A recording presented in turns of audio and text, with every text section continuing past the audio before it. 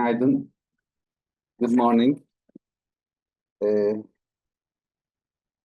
Today we are hosting Professor Devrim Gözüaçık, and as you know, every last Friday of the month we are organizing RareBoost seminars with our distinguished guests. And in IBG, one of the topics that is ongoing is the rare diseases, and through the RareBoost project supported by European Union Horizon 2020 program, we are working on boosting the research and soft skill capacity of the rare diseases for research aimings.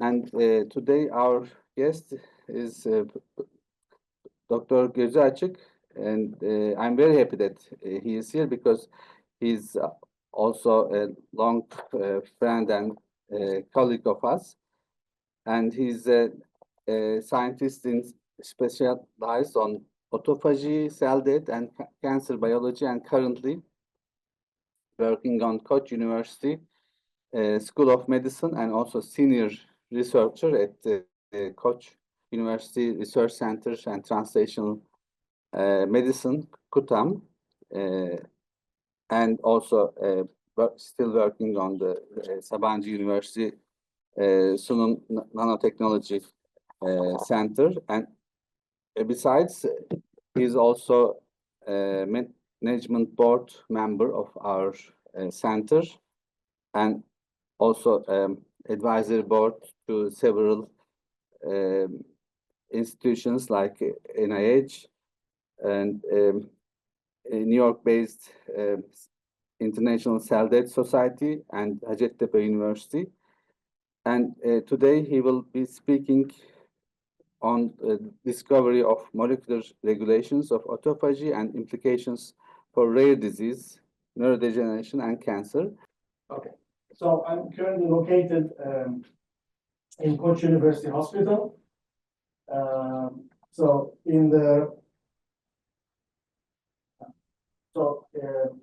This is a somehow mid-sized hospital, which is like 400 beds. It's a university hospital, so KUTTAM University, as you know, is a medical faculty. And this tower that you see here is mostly dedicated to research. So in each and every floor, we have different laboratories, and the largest one being the KUTTAM laboratory, which is the KUTTAM University Translational Research Center. And we are located here just one floor below KUTTAM. Is half of the floor is dedicated to our research. So just a few words maybe about being in a hospital, because before I was working in another university which didn't have medical faculty in a hospital. I believe it's a great privilege to be close to a hospital and to interact with clinicians. I'm not telling this only because I'm from a medical background, but basic discoveries that we are making in the laboratories are very important, and original discoveries are very important. But to go the extra mile, to try to translate them for the benefit of patients is another challenge. In our lab also, it's taking us 80 to 90% of our time to deal with the basic discoveries. But through collaborations, through connections, and especially if you are located close to a hospital or another research center, then this gives a boost and creates a synergy, which in fact leads to very important discoveries and development of different diagnostic or treatment approaches and so on. So I'm very happy to be in the hospital after several years of working in basic institutions. So my focus of research now in the last, I would say, 25 years is autophagy. So there are, in cells, as you know, there are two major types of degradation systems. One of them is the ubiquitin proteasome system. This, I'm thinking of it as this garbage disposal machine. There's a tube, and inside there are vials. So in the ubiquitin proteasome system, as you know, there's the proteasome, and then the mostly soluble proteins or short-lived proteins. They have to enter through this tube to be degraded by the enzymes, the knives inside the proteasomal system. And the proteins have to be labeled to be degraded with ubiquitin, most of the times. So this is clearing, as I said, short-lived proteins and soluble, mostly soluble proteins and soluble aggregates. Okay.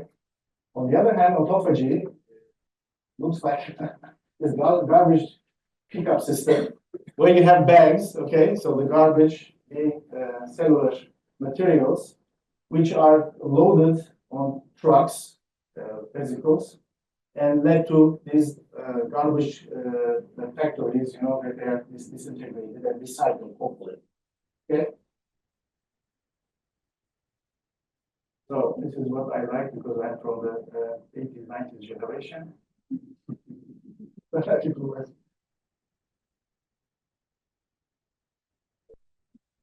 Okay, so long-lived proteins, organelles like mitochondria, I'll come back to that, and protein aggregates, including aggregates that are forming in some degenerative diseases, rare diseases.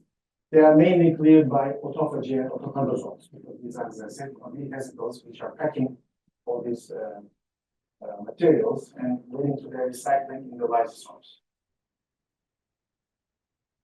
So this is the basic system of how autophagic machinery works. So there's the autophagy signal,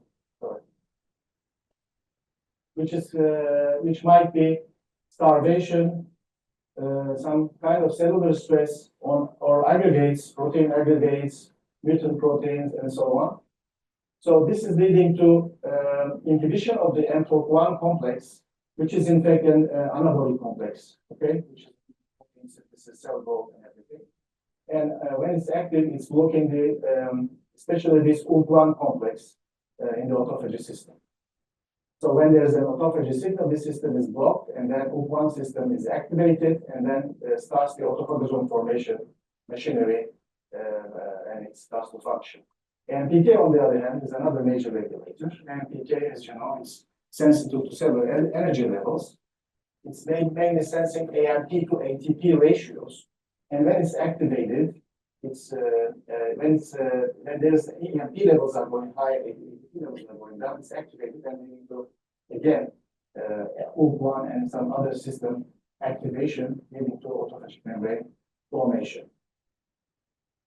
The sites may be different, but most studied site of autophagosome formation is endoplasmic reticulum. So on the membrane of the endoplasmic reticulum, phosphatidylinocytols, they are phosphorylated to PIP3 phosphates, phosphatidylinosyl 3 phosphates, through the action of the lipid kinase DPS34. And this complex is regulated by beclin-1 and other proteins.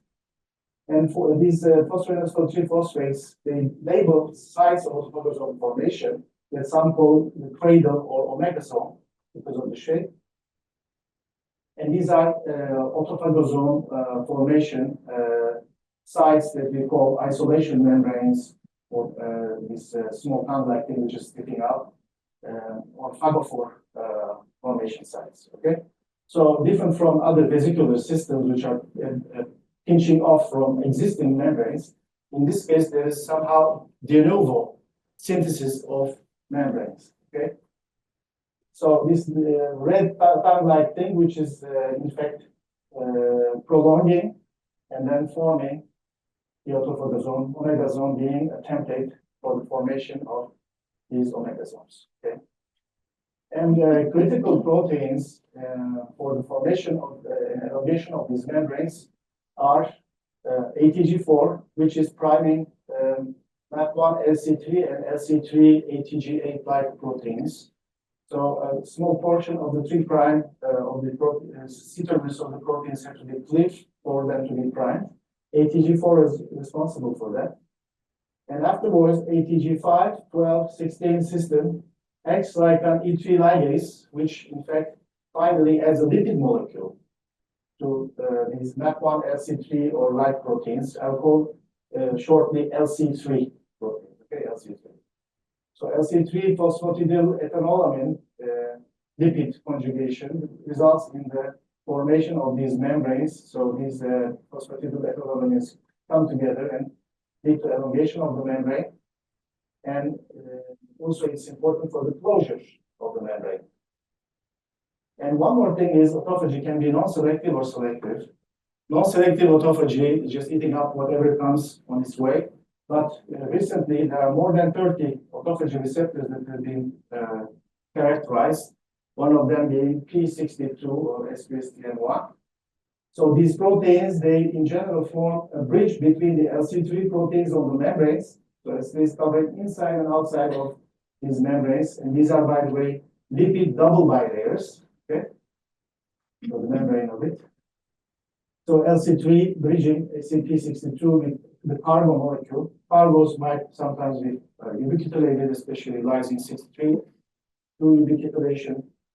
And this is resulting in the accumulation of these proteins or other types of cargo inside autophagosomes. So this is called the selective autophagy. Okay? This also will come back, especially in organelle autophagy. So, okay.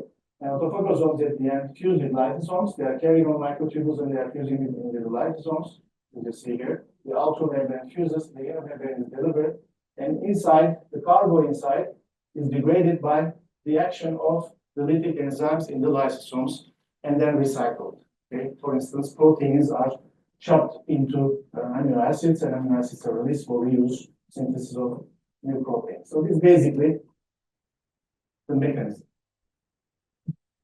And the studies first started in the yeast Saccharomyces cerevisiae, mainly by Yoshinori Osumi, but also others. So they were just checking accumulation. They were checking some mutants which accumulated vesicles inside their vacuoles, which is the equivalent of lysosomes in the yeast. And they discovered the first autophagy genes, and then as years went by, the students and postdocs working with Osumi, they also discovered the equivalence of orthologs in mice and human. And several groups then started to work on autophagy. I joined the group in 2003. I was in the very first Gordon conference. I gave a talk there.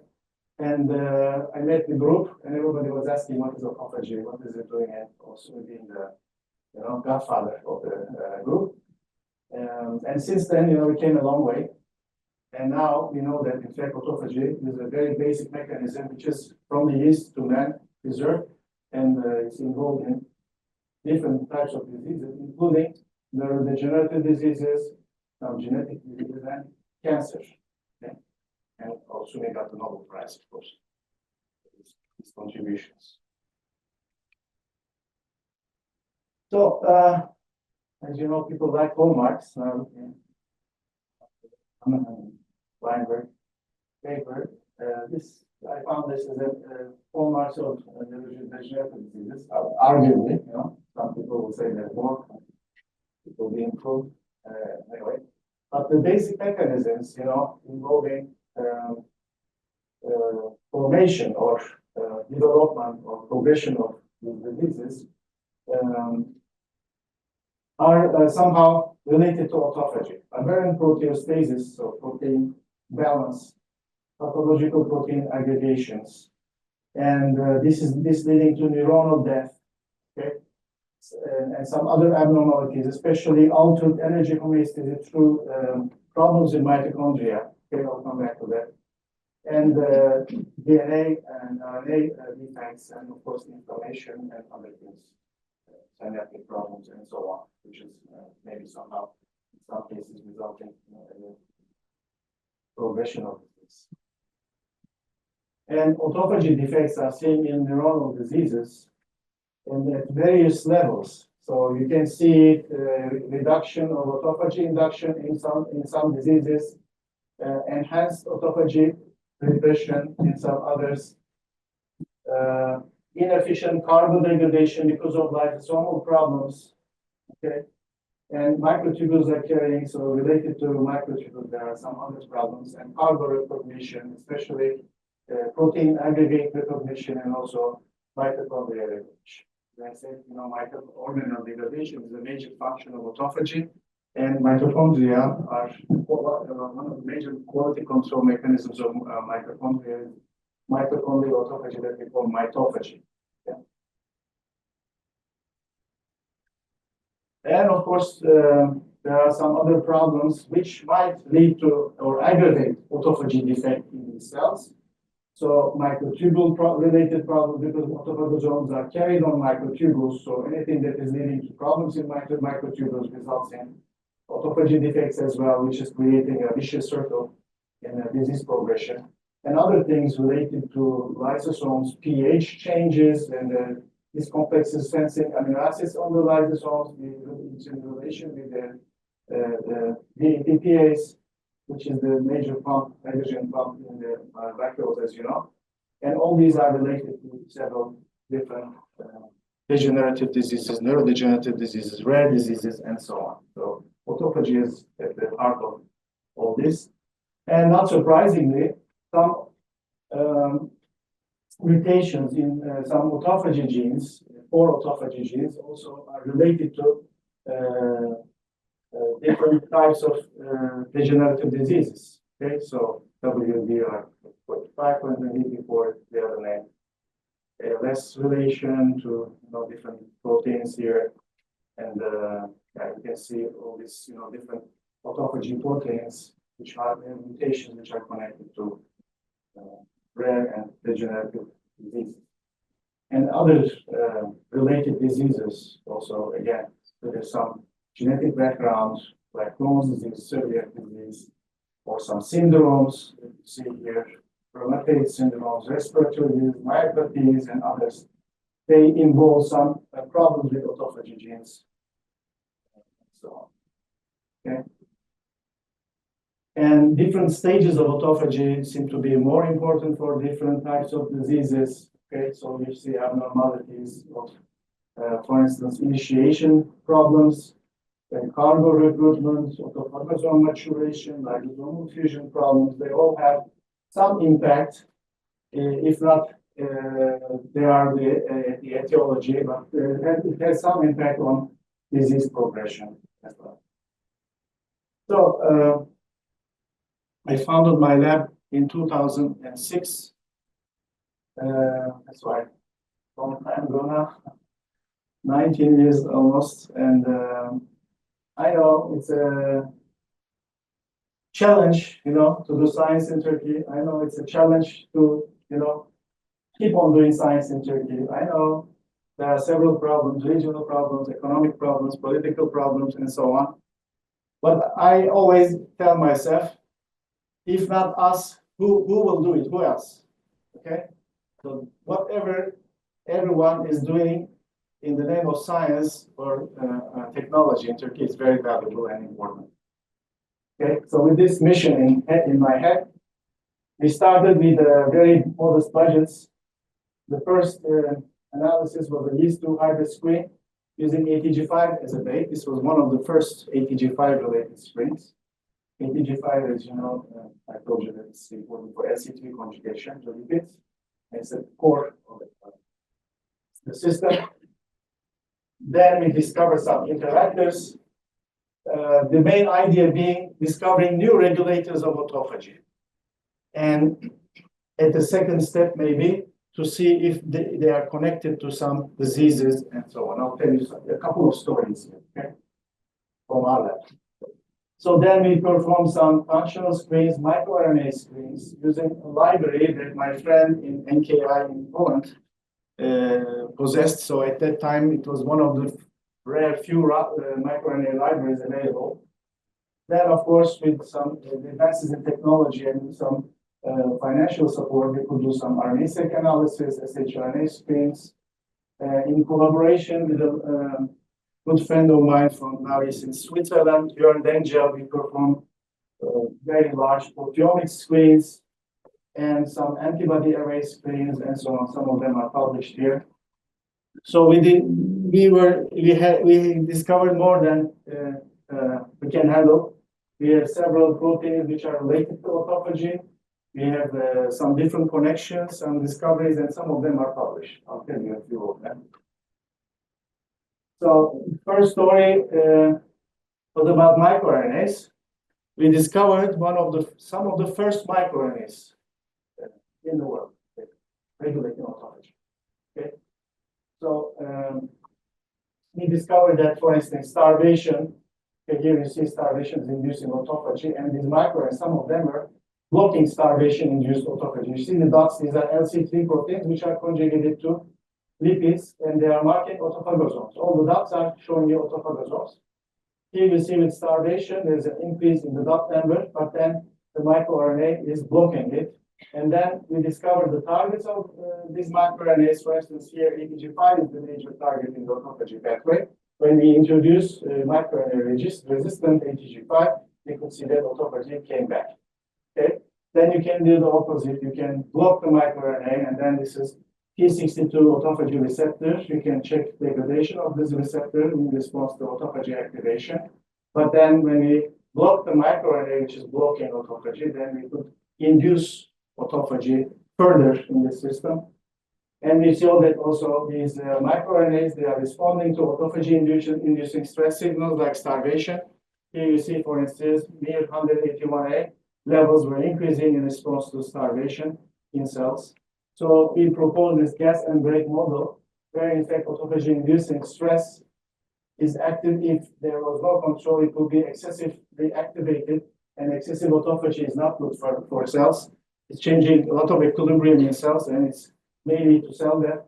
So autophagy-inducing signals, they activate also the brake, the microRNAs in this case, so that autophagy will be under control, and you will have as needed autophagy and as much autophagy, and this will also be blocked after the signal is gone. Okay, so this was one of the contributions, and for long we were one of the few labs specialists of microRNA-related autophagy, and we have some other stories which came out as well.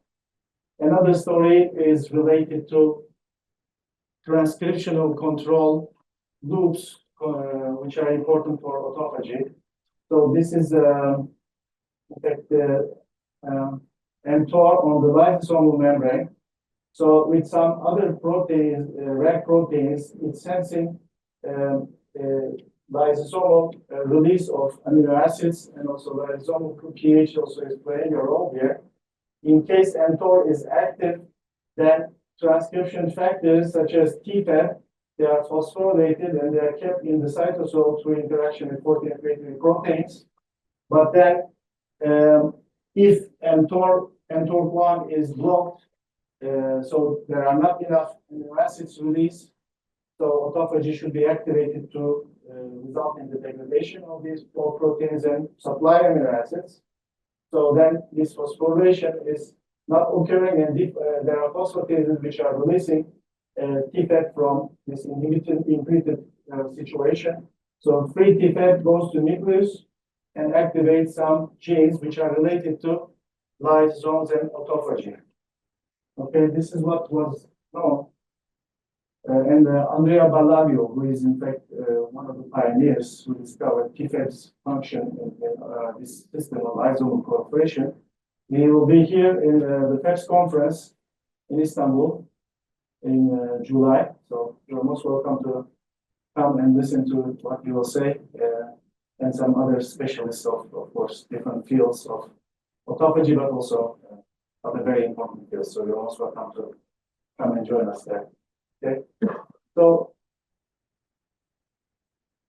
So we discovered that there's another factor. In fact, they showed that in fact this factor, which is related to TFAB, is also going to the nucleus, but they didn't know what's the function of it, and they were mainly focusing on TFAB.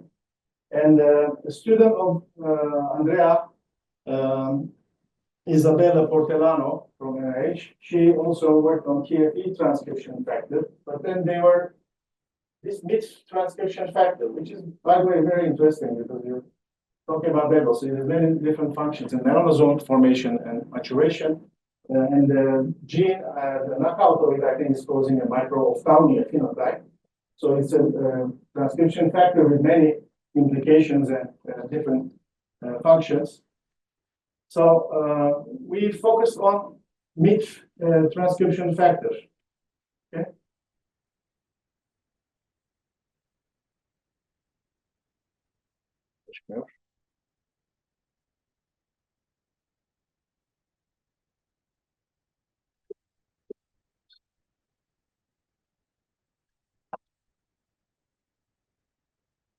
So MIF, in fact, is a, you can see this is zipper transcription factor forming dimers like this.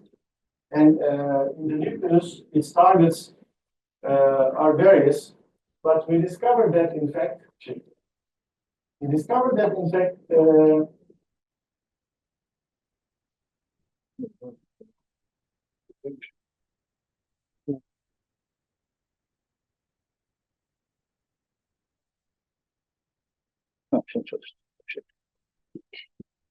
so first we checked autophagy inducing stress, for instance, starvation stress or mTOR inhibition could lead to activation of MIF as well as TFEB. As you see, the cytosolic here is MIF with taurine, and this is with starvation. As you see, cytosolic MIF is translocating in response to taurine or starvation to nuclei in our hands as well, together with TFEB. So we discovered that, in fact, MIR211, the microRNA, was in fact the microRNA which was regulating MIF, and just mere overexpression of this microRNA could give this a similar phenotype, being TFEB here from the cytosol to nucleus, or MIF from cytosol to nucleus, translocation of these factors by just the overexpression of the microRNA. And on the other hand, MIF-induced autophagy and MIF-induced autophagy dependent on this microRNA. Okay, so with antagomers, you can go, for instance, here, you can see that MIF is inducing autophagy, LC3. When it's lipidated, its molecular weight is shifting. So this LC3-2 is forming, which is running faster than LC3-1, which is the free form. And you can see here the antagomer blocked formation of LC3-2, which is in fact autophagosome attached to LC3-2, and we are using this as a marker of autophagy activation. Okay, so autophagy was not activated. So MIF-induced autophagy also was related to MIR211. To cut the long story short, okay, it is published. We discovered that, in fact, why this microRNA could affect autophagy related to MIF. We discovered that microRNA 211 directly bound to the 3' UTR of Victor, which is part of another mTOR complex, which is called mTOR2. mTOR2 is connected to mTOR1 activation through AKT. So when microRNA is activated, this mTOR2 mTOR1 activation was blocked, similar to direct inhibition of mTOR1, resulting in MIF translocation to nucleus and activation of transcription of genes in our system involved in autophagy regulation, like ATG10 and LC3B, directly binding to the promoter. We also showed that. Okay. On the other hand, TFEB in our system, we believe that it's important for lysosomal proliferation, but then this system creates a feed-forward autophagy stimulation system, and under these conditions, you need to proliferate also the lysosomes, because lysosomes are used. So TFEB and MIF, in this case, lysosome proliferation and autophagy activation, result in sustaining autophagy under stress conditions through this feed-forward mechanism. Okay. Another story is related to a protein that we discovered as an interactor of ATG5. We first discovered it as a partner in histochondrial spring. You can see here that in the immunoprecipitation experiments, drug came together with ATG5. We pull the other way around, they come together, they are colocalized in confocal analysis. We did some gel filtration analysis. We see that they are in the same fraction, and especially the fraction is increasing. The interaction is increasing in response to autophagy-inducing signals. And in mass spec analysis, you can see that there is ATG5-RAC1 interaction is significantly upregulated, meaning that these two proteins interact. Okay. And in collaboration with Uğur Sezarman, back then he was in Sabancı University, then moved to Acıbadem. We discovered that this beta propeller-like protein, RAC1, had an interaction domain with ATG5. And this on the interaction service, we identified some residues, especially serine residues, because they can be phosphorylated, as you know. And then we checked, first of all, if RAC1 is important for classical autophagy activation, and we saw that it is the case. For instance, taurine-induced autophagy was downregulated when we knocked down RAC1 in the system. And then the residue that we discovered, okay, we tested all these residues, and we discovered that, in fact, serine 63 was important for this critical interaction between the two proteins, because when we mutated this interaction domain or interaction residue, then we could see that the interaction went down, showing that, in fact, this residue is very critical and important for ATG5-RAC1 interaction. So we discovered, in fact, the basic new autophagy protein, which is important for taurine and starvation-induced autophagy, and it's regulated through serine phosphorylation status, reflected here by the mutation. Okay.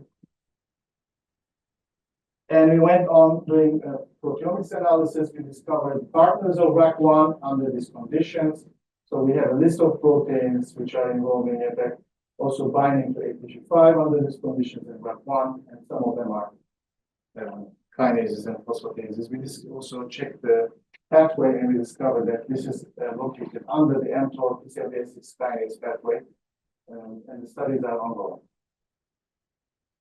Another story comes from, again, from an interactor of ATG5 that we discovered. So, as you know, familial Parkinson's disease occurs through mutation of proteins involving PARK2, PARK6. The other name is Parkin and PINK1 or PINK. So, Richard Yule from NIH, he discovered that, in fact, Parkin's major function in cells is cleaning of damaged mitochondria, which is directly related to mitophagy. So both PINK and Parkin, in fact, are involved in mitochondrial clearance by autophagy. And basically, you have ubiquitination of some proteins on the mitochondrial membranes, outer membrane, through PINK1, which is recruited following a mitochondrial stress, and which is activating Parkin, which is an E3 ligase for ubiquitination. Okay, so then it's believed that autophagy receptors come on these proteins and start autophagic degradation of these portions of mitochondria. Recently, there's a lot of effort trying to find modulators of USP30, which is in fact reversing this ubiquitination, or manipulation of this might lead to either further clearance or inhibition of mitochondrial autophagy. Okay? There are many drug companies now also working on it. Genentech as the pioneer of this, but there are many groups which are working on it. And we show that, in fact, ATG5 directly interacted with PSMA7, which is, in fact, part of the core proteasome. Okay, this is the alpha-4. So we have the alpha subunits and beta subunits in the proteasome. Beta are mostly related to degradation, and alpha are keeping the gate and important for interacting with the target proteins. So we discovered that, in fact, ATG5 was interacting with it, and we could show the interaction was responding to several types of stresses, including mitochondrial stress inducers like staurosporin and CCTP. You see that the interaction is increasing, and they were together and going to mitochondria-like structures here. And we further saw that PSMA7 and ATG5 are recruited to mitochondria through confocal analysis. So this mito-DS red, you can see that they are follicularized. Okay? And we did some fractionation analysis, cytosolic fraction, mitochondrial fraction. You can see that they are together, and with CCCP, the interaction is increasing with PSMA7. And interestingly, PSMA7 and Parkin also interacted, and ATG5 and Parkin interacted. And then you could see that, in fact, they were all going together to mitochondria under mitochondrial stress.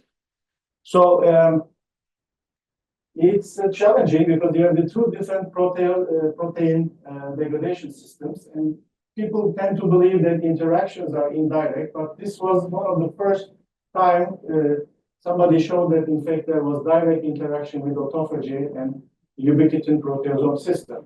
So a very challenging project. In fact, it took many years to establish.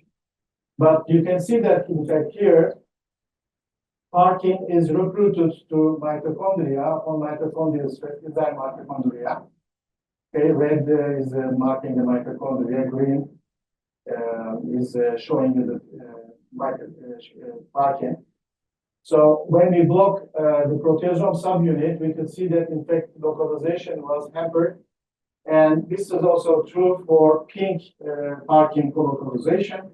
You could see also that Parkin recruitment to mitochondria also was hand in hand with PSMA7 recruitment, and also pink Parkin recruitment was together, showing that, in fact, proteasome moved to mitochondria together with pink and Parkin in this case, and ATG5 was there as well. Okay, and some also gel filtration analysis and several biochemical tests and other studies. Okay. So one of the targets of Parkin is MFM2, mitofusin. So we can see that there is CCCP-related degradation of it, and then SIPSMA7 inhibited it. And then you can see that, again, TOM40, which is an outer membrane protein, which is also related to recruitment of proteasome to mitochondria. The function of it is related. And PSMA7 was also downstream of PSMA7 in the autophagy pathway. One of the autophagy receptors is called optineurin.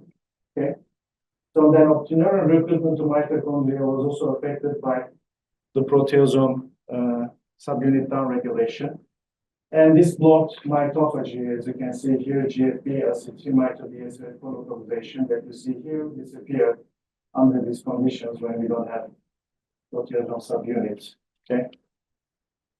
And ATG5 also interacted with different E1, E2 ligase proteins, which are part of the ubiquitin proteasome system, in addition to the proteasome subunit. Okay. And one more interesting data that we could not go further studying, too much data, a lot of the data in this project. You could see that, in fact, ATG5 knockout cells, they had some defects and in ubiquitination and this ubiquitination under specific condition. Okay. And the ubiquitination of phosphate, this ubiquitination, sorry, Mg is increasing it. But then this is phosphorylation of ubiquitin, which is, in fact, the first step in marking of the mitochondria. Then this was also hampered in ATG5 knockout, meaning that ATG5 is coming together.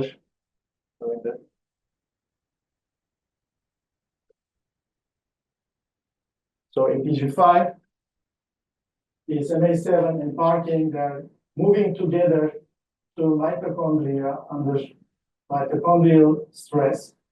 They are taking part in different complexes on mitochondria. Okay, so Parkin is interacting with ATG5, and some more data showing the various interactions. And ATG5 somewhat is necessary for the function of Parkin in ubiquitination and also phosphorylation of these ubiquitins by kinases. Okay. On the other hand, PSMA7 is also interacting with Parkin and proteasomal recruitment to the system. Not only Parkin-related ubiquitination is important for further processing of mitochondria and downstream autophagy activation, and ATG5 is also in this system. Okay. And what happens when you inhibit autophagy? Then, because it's a mitochondrial quality control mechanism, you can see that there is increase in reactive oxygens, especially around mitochondria. Okay, this is one of the microRNAs that we discovered, which is in fact blocking autophagy. And you can see that accumulation of the ROS results in damage in DNA. So this is H2AX foci formation. You see that there's an increase in H2AX foci and increase in DNA damage, okay, when you inhibited autophagy. And in this context, we discovered that in fact ATG5 again interacted with one of the DNA repair proteins, XRCC6, or the other name is Q70. So you can see the interaction is increasing when you create DNA damage to the epocyte. Okay, and this is the pull down assay. You can see that the interaction is direct, so these are recombinant proteins which are interacted. And ATG5 was recruited to nuclei under these conditions, which might tell you that in fact this is maybe a night job of ATG5 in addition to its role in autophagy in the cytosol. Okay, or together with the autophagy function, there is also under these conditions some nuclear function.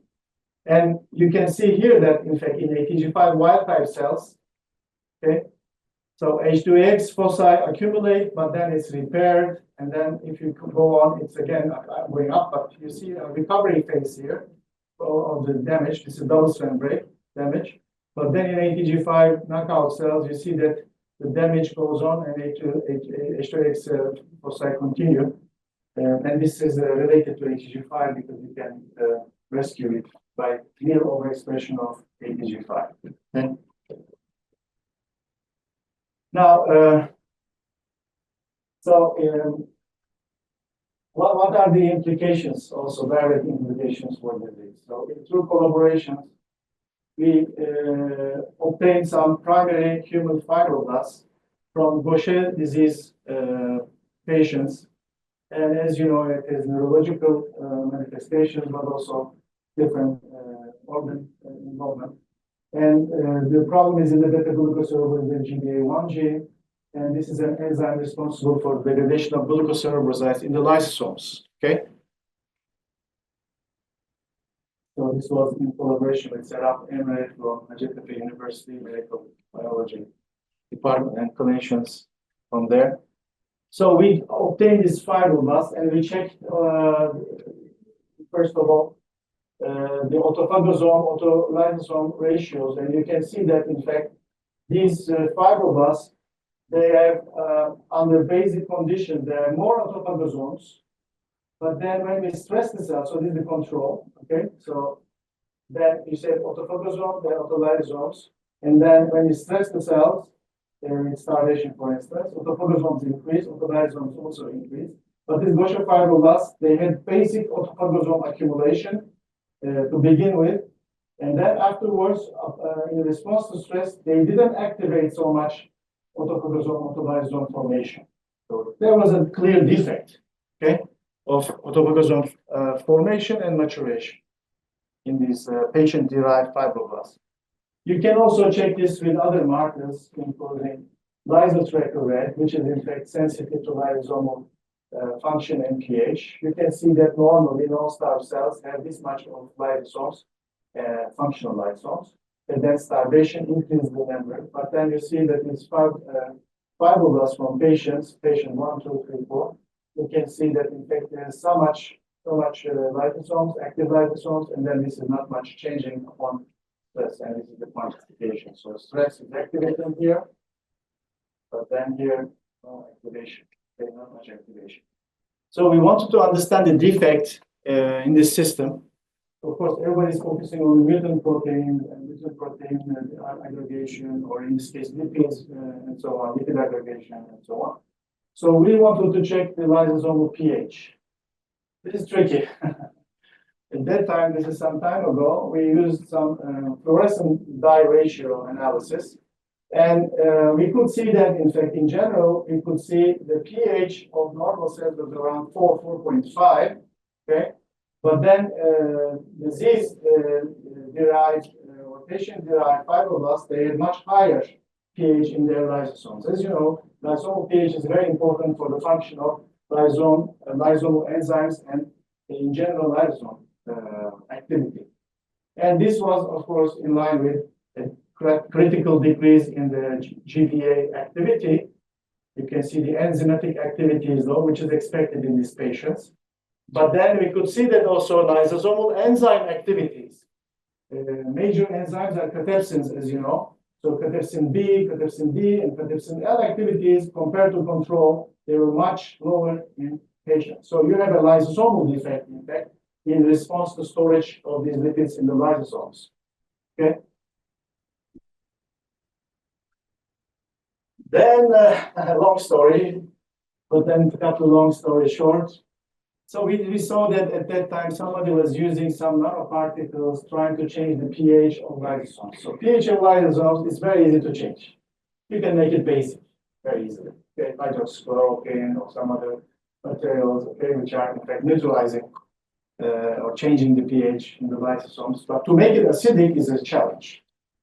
So some people use these nanoparticles. We obtain them. We try to solubilize them. They were not soluble. We can get this milky solution. We put on the cells. This was not consistent, and so on. We said, okay, so what can we do to increase the acidity in the lysosomes? It is idea of overexpressing the vacuolar ATPase. As you know, vacuolar ATPase pumps hydrogen ions inside and increasing acidity. It came out that vacuolar ATPase has 23 subunits. So which one to overexpress? Okay, but we got lacking. So okay, so we chose one of them. Okay, not very also consciously, I would say. And then we overexpressed. So this is again lysosomal pH.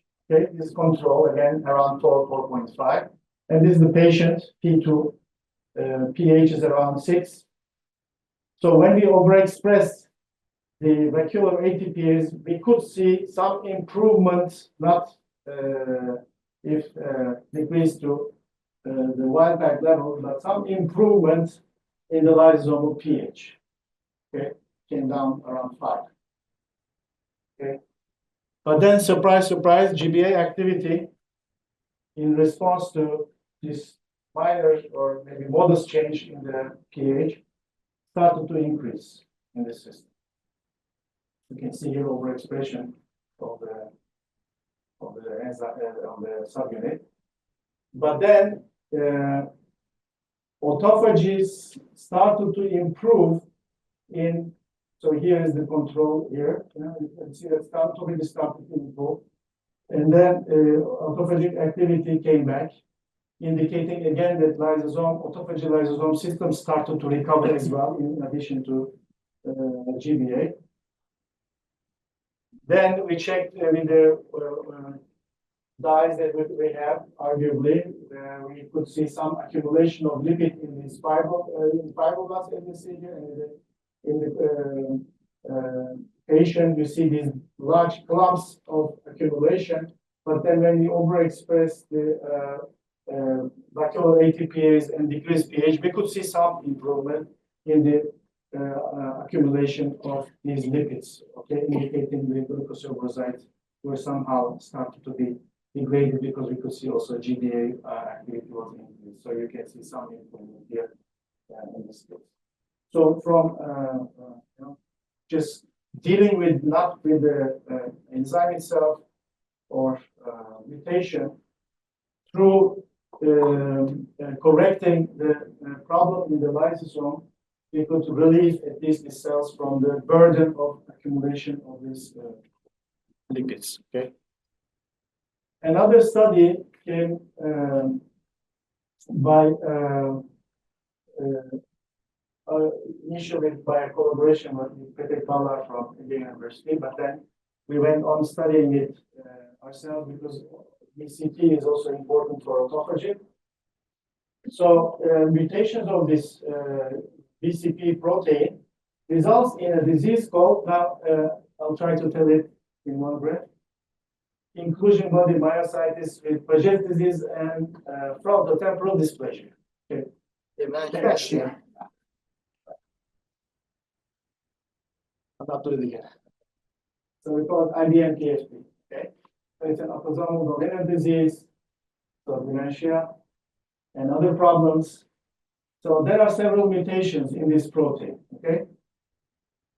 So it's a disability disease, myopathy, and bone problems, and dementia. You know, it's a rare disease, but it's an important health issue.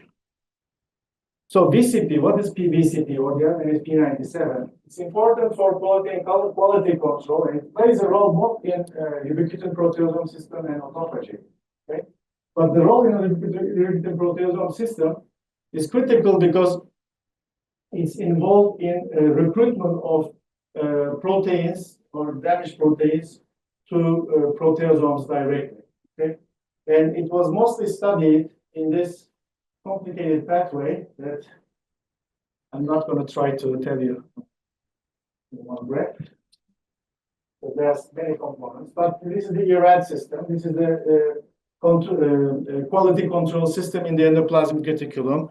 Just briefly, you know that endoplasmic reticulum is the synthesis site for secreted and membrane proteins, and any kind of problem related to ER protein synthesis or calcium-related problems, because it's also a bag of calcium, the endoplasmic reticulum, result in problems in folding of proteins. And these unfolded, misfolded proteins, they result in a UPR, unfolded protein response, and there are some stress pathways which are activated, and so on. And if nothing helps, or these keep on accumulating, there is this ERAD system. This is basically sending out these damaged proteins outside the endoplasmic reticulum and pushing them to degradation in the proteasomal system. Okay. So VCP plays a role here. So VCP is in fact an ATPase. It's a pump which is in fact pulling out these proteins through these channels, okay, and then pushing them to proteasome. So VCP mutations cause a lot of dysfunction related to ERAD. You can see that, for instance, there are many mutations. So we focused on one mutation, which is in fact P137L. And you can see that this protein, this is a paper with Petek, this protein cannot bind to ERAD components. Okay, the bottom line is NF4, EFP1, and you can see that there are some defects, and this is shown also in another way. Okay, so it's not functioning in this sense. And it is not functional, but it's causing stress because of that, because it cannot pull out the proteins in the ER. It's causing ER stress, which is the marker of ER stress shock. You see that the mutants are leading to accumulation of it. And then there's accumulation of ubiquitinated proteins. And the protein itself is supposed to bind ubiquitinated proteins itself to pull them out of the ER. You see that it cannot also bind itself to ubiquitinated proteins. So we are here dealing with a protein which is not able to function in the ERAD system. We cannot bind the ubiquitinated proteins and cannot perform its function. So how does it look like in cells? So you see in wild type cells there's a diffuse staining of it, but then the mutant form these dots or aggregates in the cells. Now, this mutant doesn't form so much. Okay, there's another way. But this mutant especially is forming this aggregate. And you can see that it is mostly, so this is the wild type protein here. This is the mutant. You can see that wild type is much soluble. So there's the insoluble fraction of cells, but then the mutant, a big fraction of the mutant is insoluble. Okay. And this was true for also not only for this mutation, also some other mutant, G157R was also behaving like this. Okay, so we have here accumulation. So these proteins are forming aggregate. They are not functional. They don't bind to ubiquitinated proteins. They don't function in ERAD, and they are, in fact, forming aggregates. So we asked whether this will be localized, stimulating, first of all, autophagosome formation, autolysosome formation. So here is autophagosome plus autolysosome, these dots, and this is autophagic vesicles in the forming.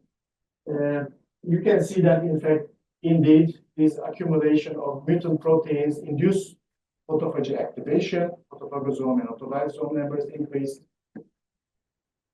and they colocalize with autophagosomes and autolysomes. So you see that the mutant protein colocalized with LC3, colocalized with LAMP1, with the yellow dots that you see here. And starvation also increased the colocalization, meaning that when you starve the cells, autophagosomes started to attack to these mutant proteins more. Okay. So we said, so good news, then maybe we can eliminate these aggregates under these conditions. Okay, so the mutant aggregate. To our surprise, when we activated autophagy, the wild type protein was not much higher. While wild type protein upon starvation was not much decreased, okay, but then the mutant was dramatically decreased in response to starvation and in response to here taurine. And then when we block the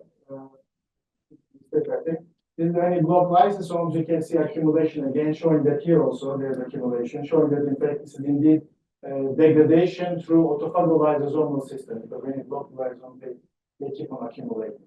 Okay.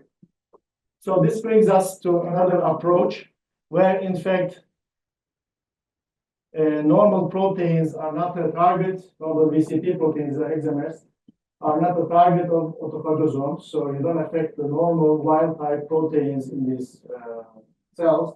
But then when you activate autophagy, mutant proteins, they are selectively degraded in autophagosomes. So this might be also, one of the approach to stimulate autophagy to degrade mutant aggregates or mutant proteins in cells, which are in fact, or in people which are in fact these rare diseases or degenerative diseases.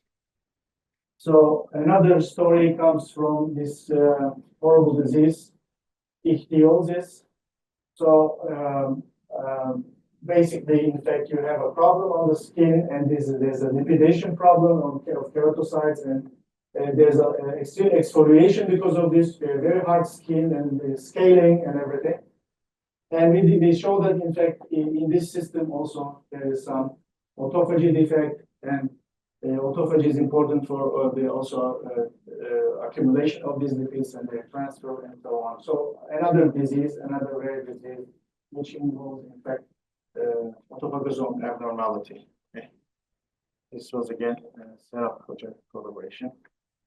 And we founded long-lasting collaboration. So what can we do to deal with these diseases? I show you some of the approaches.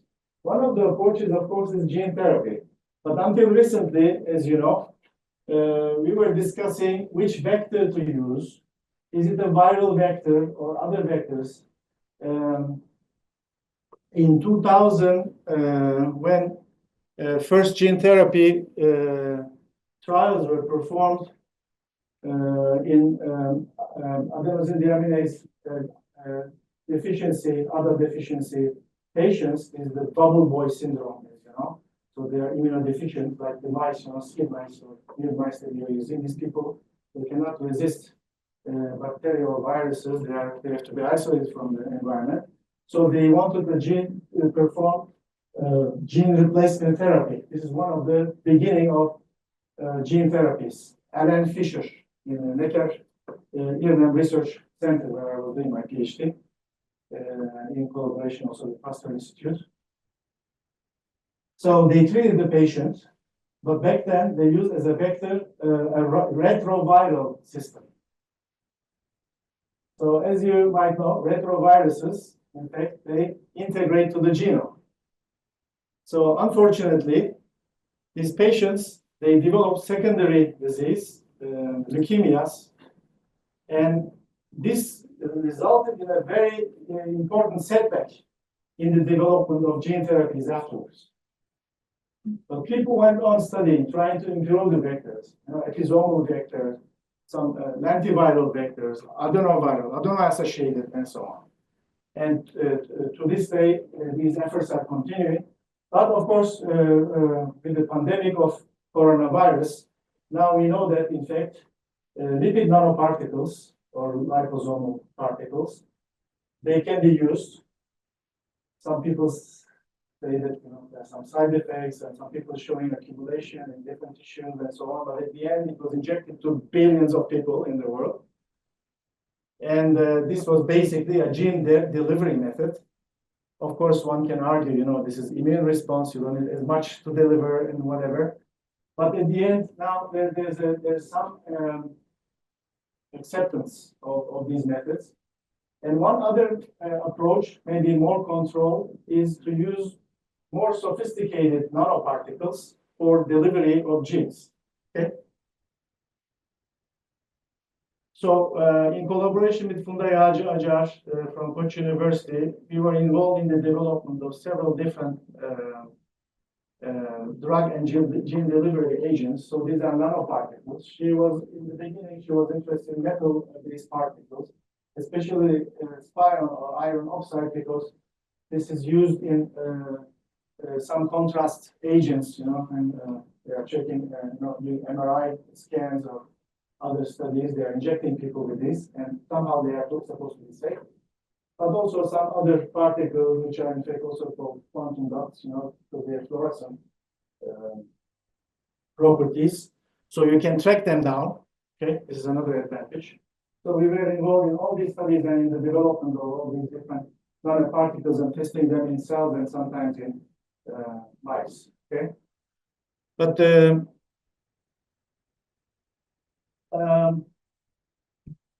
so I said I'm not going to talk too much about cancer part, but this was used in a cancer study, but this can be also used by for other studies or other diseases, I believe. So this is the particle is called Izil Demir. Okay. So Izil, because you can trace it, you can follow it. Okay. Because it's an iron oxide core, which is MRI trackable. Okay, magnetic resonance. You can see the magnetic resonance. We did this also. You can see it. And one more thing, we went the extra length of trying to heat it, because of you want to heat the tumors and somehow increase the therapy power of the therapy. This could also function, but then we could see these particles, also by adding a fluorescent dye. So these particles, we can see them in this case, red fluorescent particles. Okay, and I'll show you some pictures. And we added an antibody, okay, as a proof of concept. We used HER2 antibody and used HER2 positive cells, okay, to target this particle. But then the discovery was addition of the AGO2 protein on top of it. So most carriers, they have to be cationic, because DNA is negative charge, you need positive charge particles so that they will attach together and they will be delivered. But there are some problems related to this, especially in the metabolism of them and so on, and they can also cause some damage in cells. So we said we'll have some neutral particles for gene delivery. So we added the AGO2 protein. We were more ambitious than that, of course. In the beginning, I said, okay, I'll chop out the AGO protein and find the critical residues which are important for binding to, in this case, RNAs, and then maybe we'll use these peptides to build some, cup or holder for delivery of the RNAs. But we got some success with that. But we used for this study the full AGO2 protein, and AGO2, as you know, is part of the microRNA risk complex, which is in fact the complex which is targeting the mRNAs through binding to microRNA. And we loaded the microRNA, and in this case we use our microRNA, autophagy inhibitory 376B. MicroRNA 376B was, as I showed in the beginning, one of the first microRNAs shown to control autophagy. And we and crazy. So we patented the medical use of this microRNA, a lot of struggle and problems and whatever. But then we patented the medical use of this microRNA. Then Funda is also crazy. So together we patented this particle as well last week in the US, which was a horrible struggle. Why? Because I believe that we have to have the patents here, based in Turkey. So this is one challenge. Very complicated, a lot of problems, but we did this. So this particle, okay? When you inject that's why it's red, okay? So when we inject it to mice, it could go directly to the tumor and concentrate in the tumor. So it's a targeted particle. So HER2 positive tumors, they were the target. And we didn't see any accumulation in other tissues. We didn't see any side effect in other tissues. We checked also blood parameters and tissues, histopathology and everything. Then when you cut the tumors, this is the control, and then you see the nuclei here in blue. İzildemir, and also because I'm from Izmir, so it sounds like Izmir somehow. So it's called İzildemir because of the core is iron. As I told you, you can follow it. So İzildemir accumulated in the tissue. You can see this red staining is very efficient delivery of these nanoparticles to the tumor tissue. We could see that in the tumor, there was clear upregulation of the microRNA that we were delivering. So the gene delivery worked. And as I told you, this microRNA is blocking autophagy. And when we check autophagy in these tissues, you see that this is LC3, an antibody which is recognized mainly LC32. LC32 accumulated, so there is autophagy in these tumors. Then İzildemir blocked this autophagy because of the microRNA action on autophagy system. So we could deliver, we could targetedly deliver, we could trace the particle, it went to the tissue and it accumulated the drug, which is the RNA here, and then this RNA was functional. Okay? So of course you can use this platform maybe to carry other things. You can change the targeting by antibody, peptide, metabolite, and other things. And you can change the label if you want to put a label, of course. And ABO or other carriers can be loaded here. And you can also add, DNA or drugs, maybe, and other platforms, treatment platforms. So this was in fact a proof of concept for us that we can do it. And it's can create the platform. Okay. So several applications. So in short, in the last 19 years, we did a lot of things, but we tried to contribute, as a Turkey-based laboratory to international science, and I presented these results in more than 100 conferences, international conferences abroad, and also some more in Turkey. So from the beginning, I didn't tell you the story, but we discovered some cytokines in this autophagy. We discovered these microRNAs in the different stages. We discovered some protein components and the target-related activities, especially mitochondria, mitophagy, and some other things. And in the context of rare diseases, cancer, and other diseases. Okay. So we tried, at least to develop some diagnostic and treatment approaches.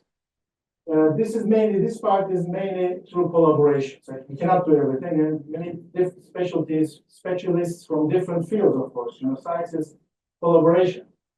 We cannot know everything. Okay? So you have to go to the one who knows and ask him or her and establish a long-lasting collaboration. This is the challenge. And mutual trust is another thing, of course. But at the end, if you find the right people, so we discovered there was novel drug targets. Here's some more that maybe I'll tell you in the coming meetings. Some gene therapy proof of concept. We are developing now peptides and antibodies, and we started also in collaboration with Erdem Banoğlu from Gazi University to develop some drugs. These are the carriers, some of the carriers, there are some more. And we also, in collaboration with, for instance, this is through a collaboration with the UNIST in South Korea, we developed a platform, cell-to-cell interaction, single cell-to-cell interaction platform. Here we developed in Murat Yapıcı from Sabancı University some electronic chips for detection of microRNAs, which is working to a certain extent. We are happy. And through a 1004 project, we developed some cancer diagnosis biochips and cancer dormancy diagnosis kits for animal tissues. So try to translate, and that's what we are trying to do, in fact. But as I say, 80-90% of our time is going to, of course, basic research. But 10-20% is enough to, if you find the right people, to develop and to translate these findings, these original findings. And a few words about cancer, but I'm not going to develop it. So autophagy is the heart of cancer research now. So at early stages, it's blocking transformation of these cells to tumor cells, normal cells to tumor cells. But at later stages, it supports tumors development, metastasis, drug resistance, and other things. And our latest interest is cancer dormancy. So these are all our original results, but I'll show you now. I'll give another talk today in receptive technology. So this will be only on cancer. So the details will be presented there, but I can present it if you invite me again. I'll present it again also here. I'll be delighted to present it also here. There's a lot to talk about, of course, and so this is the subject on its own. So we show that, in fact, autophagy is important for human growth and survival. We have a recent discovery that cancer cell size is important. Cell size per se is affected. We have some data about cancer stroma interactions, and we found some critical factors here. Drug resistance, of course, is important. Metastasis, invasion, and finally, in the last 7-8 years, maybe we are focusing on cancer dormancy. And it's a challenging subject, but we are trying to understand the role of autophagy and trying to develop, this topic also in the lab, which is involving 3D cultures, animal models. So this is the seminar at 3 o'clock today, only about cancer. Okay. And this is, I think, the last New Year's celebration in my lab. So we are a happy lab. We like to work hard and we like to, enjoy life together. And we have a lot of social programs and nice atmosphere in the lab. So if you come to Istanbul, just come and visit us. Just let me know in advance. We are on the 3rd floor of Koç University Hospital in Zeytinburnu. Don't go to Sarıyer. Okay? Zeytinburnu is Topkapı. Sarıyer is in the north of Istanbul, where the campus is located. Okay, so we are in the hospital. So I'd like to thank our sponsors over the years, our collaborators, local and foreign, and my students past and present, and you for your patience. Thank you very much.